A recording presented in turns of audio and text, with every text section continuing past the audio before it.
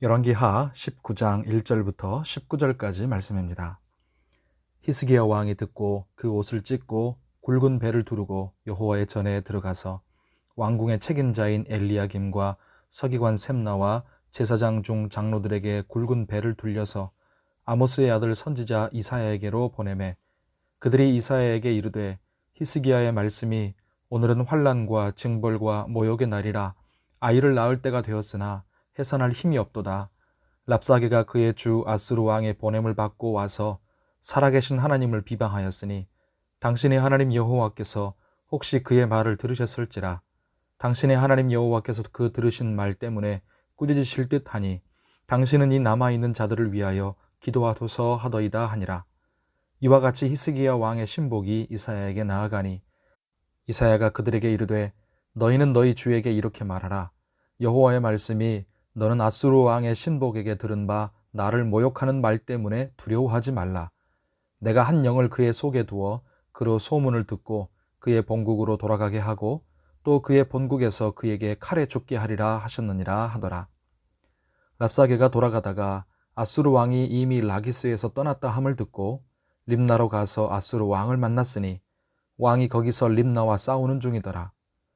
아수르 왕은 구스 왕 디르하가가 당신과 싸우고자 나왔다 함을 듣고 다시 히스기야에게 사자를 보내며 이르되 너희는 유다의 왕 히스기야에게 이같이 말하여 이르기를 네가 믿는 네 하나님이 예루살렘을 아수르 왕의 손에 넘기지 아니하겠다 하는 말에 속지 말라. 아수르의 여러 왕이 여러 나라에 행한 바 진멸한 일을 네가 들었나니 네가 어찌 구원을 얻겠느냐. 내 조상들이 멸하신 여러 민족 곧 고산과 하란과 레셉과 들라살에 있는 에덴 족속을 그 나라의 신들이 건졌느냐. 하맛 왕과 아르밧 왕과 스발와임 성의 왕과 헤나와 아와의 왕들이 다 어디 있느냐 하라 하니라.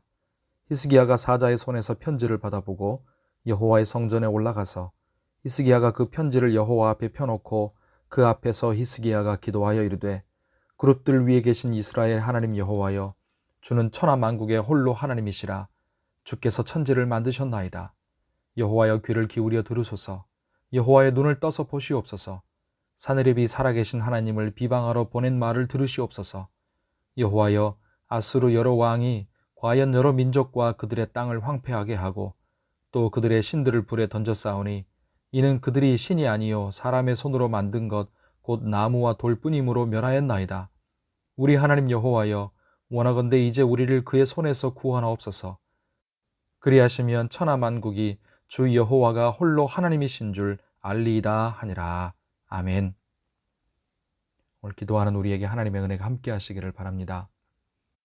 아수르의 침략을 받은 남유다 왕이 하나님을 경외하고 다윗의 길을 걸은 히스기야가 아니었다면 유다도 멸망했을지도 모릅니다.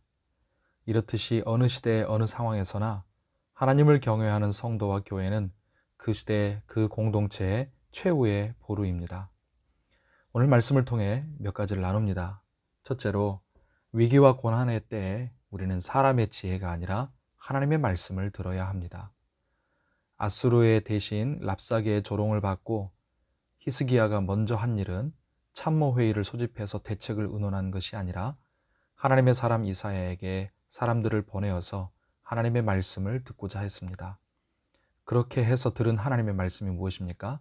6절 끝에 말씀합니다. 두려워하지 말라.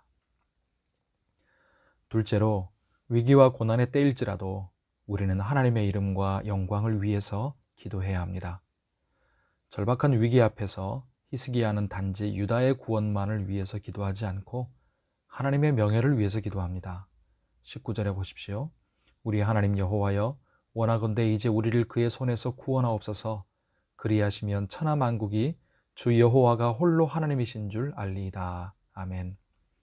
거짓 신들을 의지해서 멸망한 나라들과 달리 하나님을 의지하는 우리를 구원하셔서 하나님만이 참 신이신 것을 만방이 알게 해달라는 기도입니다.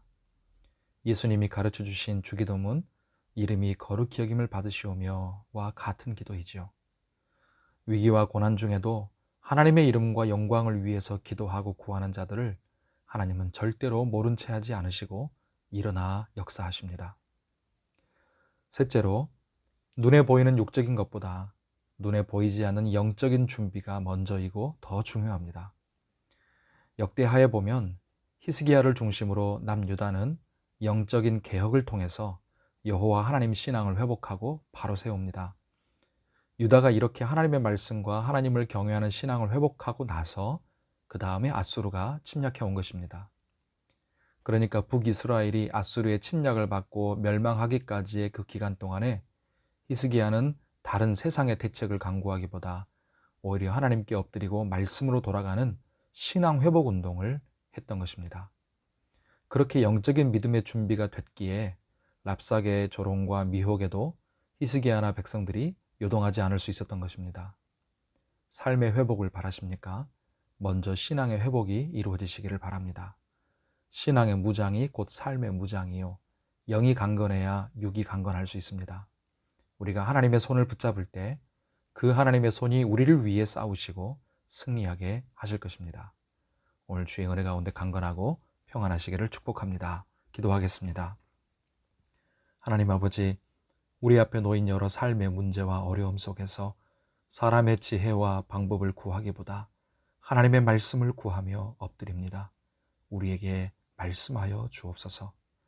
주의 뜻이 하늘에서처럼 이 땅에서도 이루어지게 해주시고 위기와 고난 중에도 우리를 통해 하나님의 이름이 거룩히 여김을 받으시기를 기도합니다.